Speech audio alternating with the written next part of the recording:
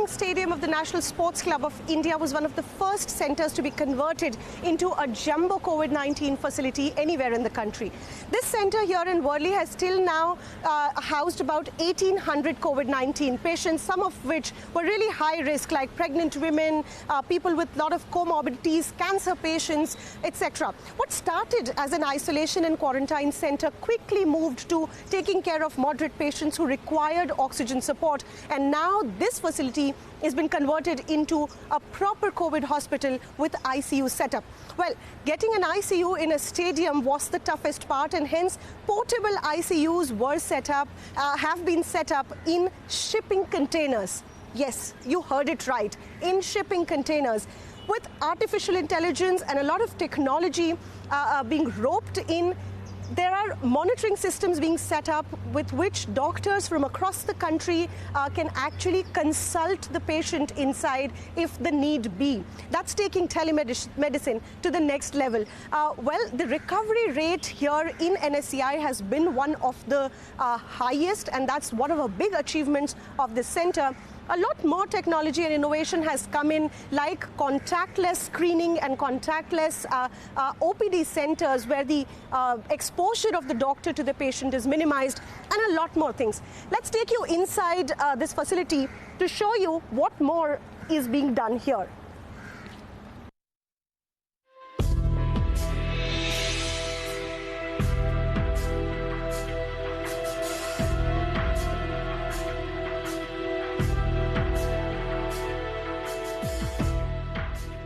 Here at the country's first and the largest jumbo facility to take care of COVID care patients, this is the war room that has been set up at the NSCI Dome to remotely monitor the ICU patients over here, and to help us understand how this facility has come about and the new ICU monitoring systems that have been set up.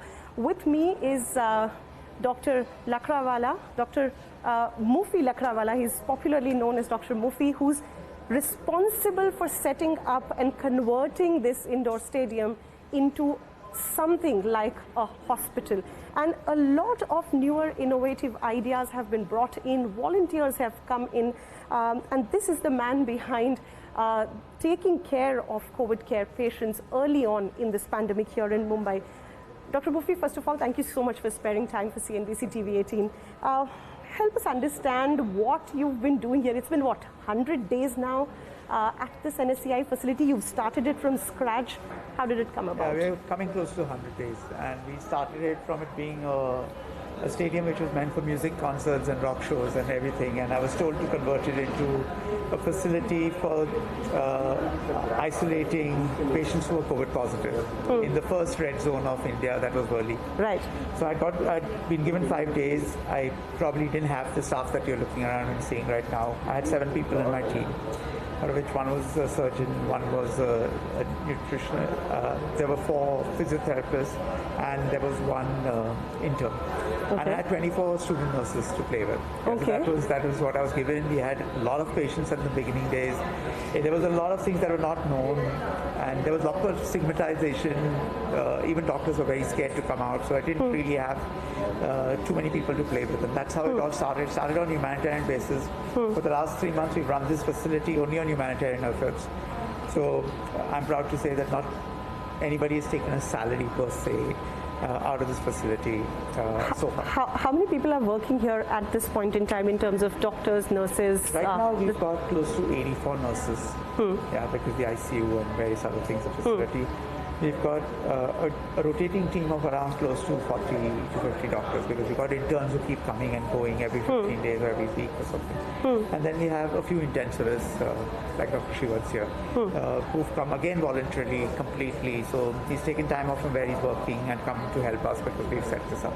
So it's been a completely voluntary effort so far, and we're pretty proud of it, because until we started the ICU, we had treated close to 1,800 COVID positive patients in various stages. More than 300 of them were above 60 years of age. The oldest patient we treated was 94 years of age.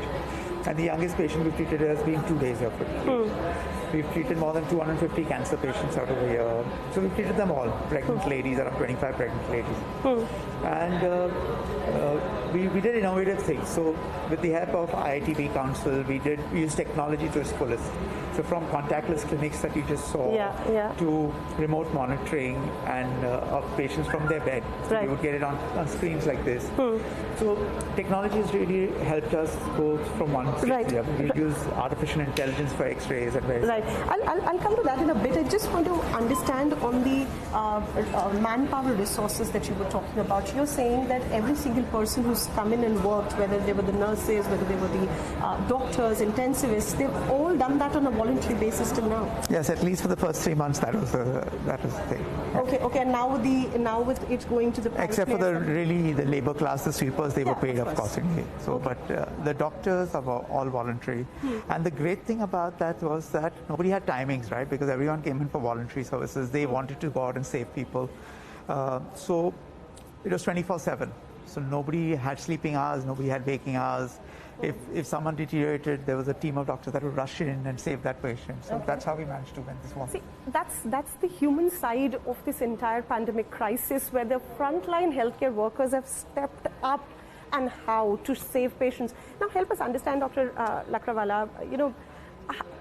We've read that the recovery rate here at NSCI has been one of the highest across facilities in Mumbai, and even as compared to some of the other facilities across India.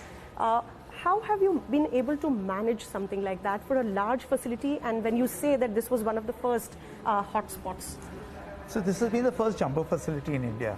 And like I said, I used to read a lot about, I'm a surgeon, and I'm not an infectious disease specialist, not an internist. I didn't know much about corona until this started.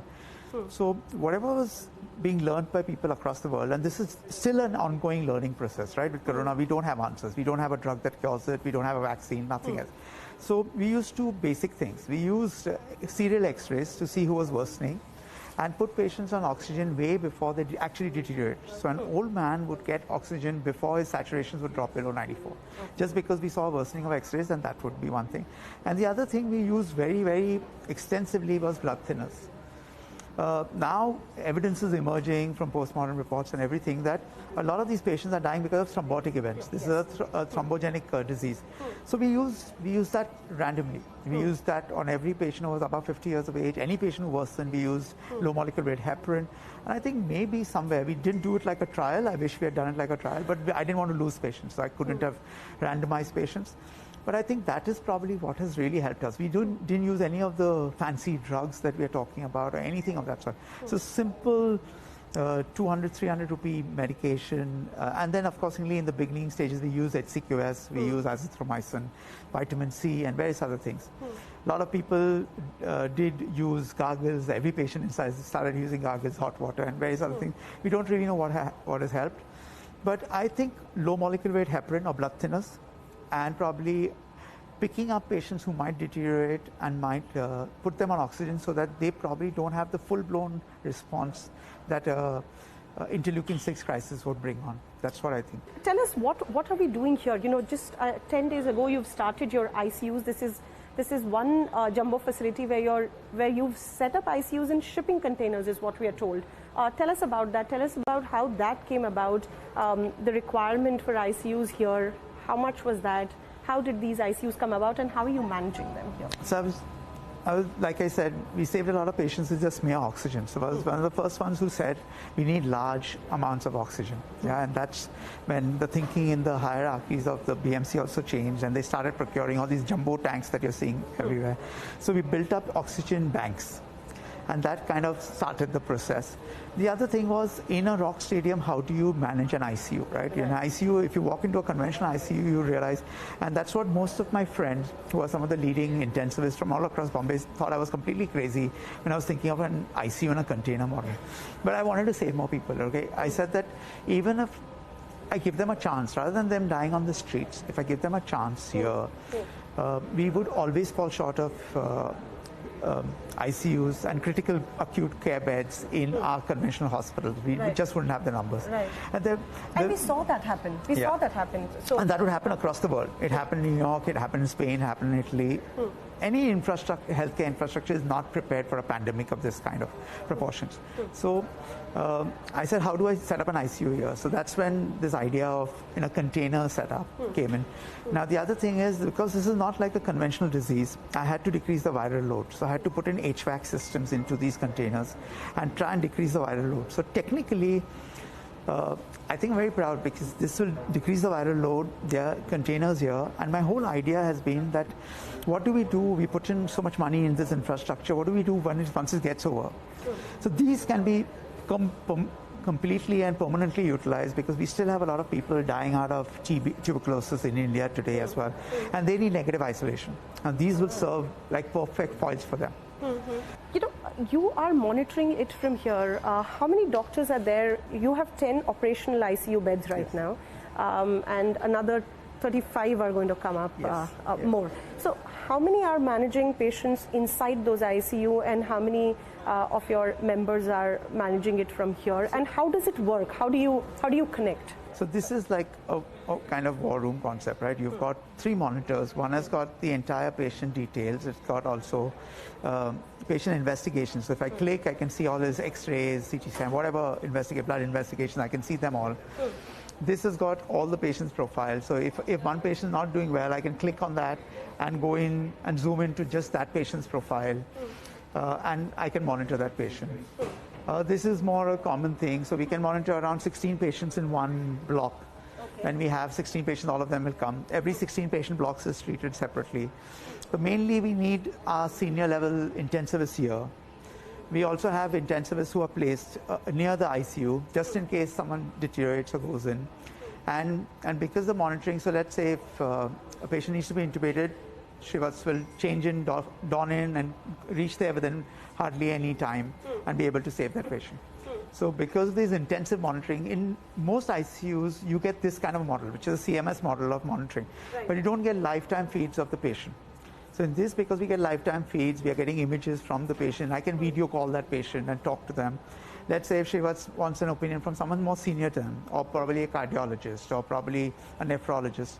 So what he can do is he can video call that person, and lifetime 3 or 4 doctors can be on the same patient giving their advice. So it's kind of narrowed down the whole aspect of remotely monitoring and a really acute care patient. But just as a follow-up question, doctor, what if the doctor sitting outside wants to actually monitor the patient and see certain parameters or physically observe certain aspects? How do they connect on that? Is it only through the audio call and a little bit of a video, or how do you manage that? This is the video. So let's say with Google lenses, the person sitting inside can wear Google lenses. Let's say the doctor sitting outside wants to see the left side of a patient. He can tell him, please show me the left side. That image can be transmitted here. Okay. The other thing is auscultation. Let's say the stethoscope. If I want to hear his heart sounds or his breath sounds, with a remote device, I can, sitting here, audibly hear his heart and breath sounds without me physically being there. So that's all possible now with technology. Right. How has been the condition as far as availability of drugs, availability of ventilators, availability of the critical equipments and medications that you require to treat your patients? How has been that so far, and what do you see going forward? See, there are always challenges, right? I was a private player. I've never realized the shortage of equipment or drugs or something. The first time I was working with the Bombay Municipal Corporation, and there's always going to be challenges. But I must say I've not had that bad an experience. It's been great. They've provided me with the best equipment that there is. I can tell you that some of our container ICUs are better equipped than some of the private hospitals that there are. Okay. Yeah, we've got high flow masks, we've got BiPAP machines, we've got ventilators. We've also devised certain things like hoods. Like Kapil and all, I sat on an idea, I spoke to them, and we sat and we made oxygen hoods, which would place the patient in oxygen. And so not only the one that not goes the mask, on your... it just goes and fits on. You'll see it when you go inside the operation theatre. There are hoods, the actual hoods. We've devised and we sat on and worked in. So basically the way the system works is you have a central monitor which monitors the screen. So there's a camera inside which monitors people not being Can you see the war room? It's not stuck with the patient. Well, this is a pretty innovative idea, and just now we'll go into the ICU also to see how the a proper ICU has been set up in a shipping container, and how this type of innovation with technology, with artificial intelligence, with various parties being connected onto one call where patient can be monitored remotely is managed.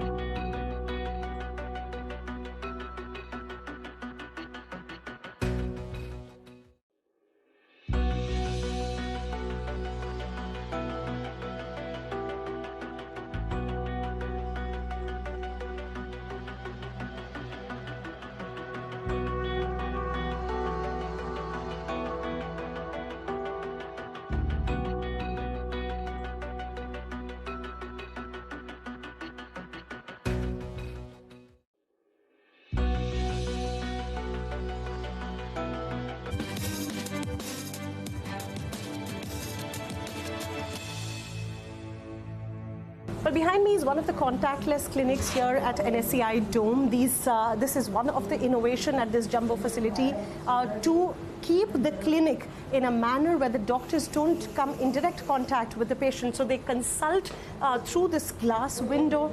Even the sample collections, the swabs are collected in a contactless manner, and all the administrative work of discharge, paperwork, etc. is also done through this. This reduces the exposure of the doctor and the healthcare workers with the COVID positive patients. Now, this is one of the innovations at the jumbo facility, and this, along with the ICU facilities, would now be given to a private company for management. As you know, BMC has privatized the management of ICUs across 5 large jumbo facilities, and they are also looking at privatizing and outsourcing the manpower resource management at the jumbo facilities, even for isolation beds and beds that are managed on oxygen. 5 large jumbo facilities would see private companies come in with their manpower to take care of the patients with the infrastructure that is being provided by BMC.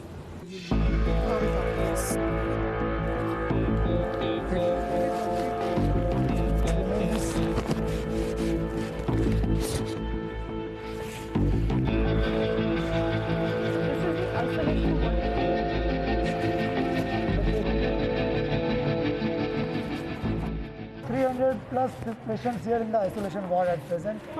Most of them are mildly symptomatic. They're mildly symptomatic. Yeah.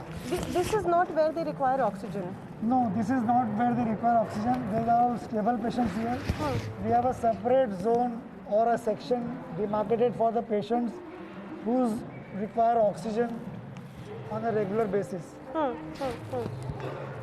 Dome, which has hosted so many concerts, so many programs, sports tournament, is now housing the corona COVID positive patients. Right.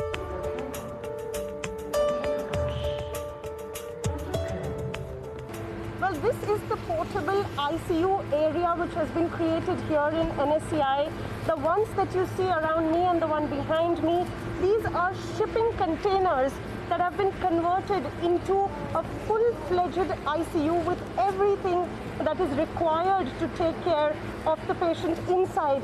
There are 10 such operational ICUs being set up here in NSCI, and right now 9 patients are occupying these ICUs. And look at this area. This will mimic any normal nursing station of an ICU in any big private hospital or any big hospital. This is from where the nurses manage and monitor the patients, maintain all the records, and for any patient that requires any assistance, they will immediately rush into the ICU.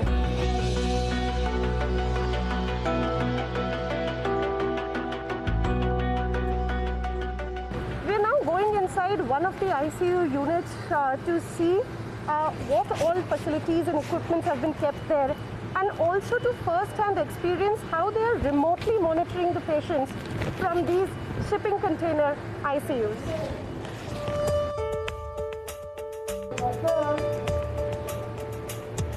Here is patient number 3. This is J. Okay. This is J is admitted here for 3 days. And now our upstairs operation is below 90.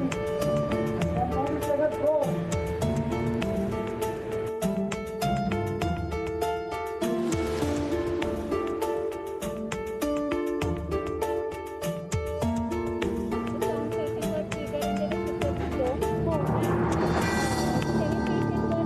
With me is staff nurse Mridula.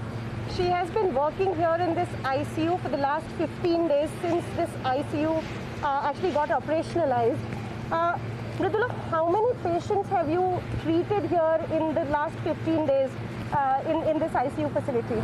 We have a number of 15 patients being treated here since day 1. At current we have active 10 patients on each bed, and we are caring for them. Okay. tell me something, you all are, what, 8 of you all in one shift, Yeah. 8 nurses. Yeah. How difficult it is to work, in a condition like this with all your PPE suit and everything? Difficult as in what this profession, we are working in this profession since the start from where we chose it. But in COVID, what the thing is, we have to take the challenge is second time harder. That is, with this kit, the shield, the gloves, our work, our interventions need to be more focused. Like for simple IV cannulation, the proper vision, proper grip we have to get. That is quite difficult with these gloves and shields. So the effort becomes twice up. So the same thing, the effort that you put for one thing, you have to put double the effort to do Yes. that same procedure Yes, on the patients. Yes. You were telling me 3 patients have succumbed to Yes. COVID-19 here in this ICU. You've been seeing this work and your shifts are also like long. How are you keeping yourself mentally at peace, and how are you dealing with the stress that comes with this sort of work? For us, many of us are from ICU background. They have worked in specialized cardiac care ICU.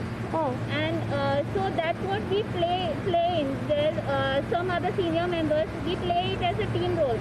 Like each one has a patient and we have a team leader to guide us. So in case of that emergency or critical situations, yes, we have to deal with both mentally and physically too. Oh. But leaving apart, just when we have the mind, when we get a mindset that no, we have to accept it. First is acceptance. That is the first rule we do it. When we come on duty, accept it, or whatever it is, whatever difficulty you get, whatever itching you get by this mask, or by this kit, whatever things are get, just neglect it, just ignore it, and then we get focused on. And that's the only thing we are following here. Just accept it and work.